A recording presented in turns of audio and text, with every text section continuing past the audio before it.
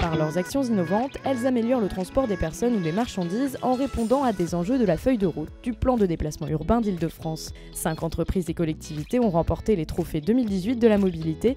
Parmi elles, la commission 3T de Plaine Commune Promotion et animée par SNCF Transilien a été récompensée pour sa réflexion sur la désaturation des transports aux heures de pointe.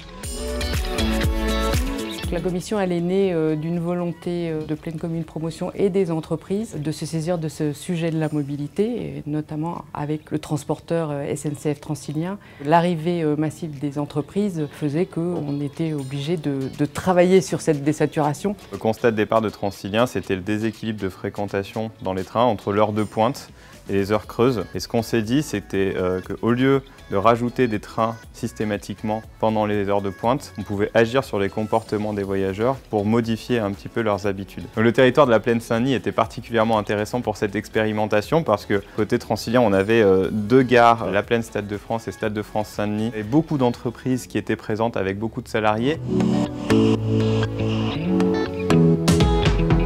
C'était essentiel de commencer par un questionnaire aux salariés pour faire une première photographie de départ sur leurs habitudes de mobilité, sur leurs horaires de travail. On s'est rendu compte que malgré le fait qu'on ait beaucoup de gens sur le territoire qui avaient des horaires variables, les gens continuaient quand même d'arriver à la même heure. C'était souvent l'organisation de l'entreprise qui faisait que toutes les réunions démarrent à 9 h et oblige les salariés à être présents physiquement.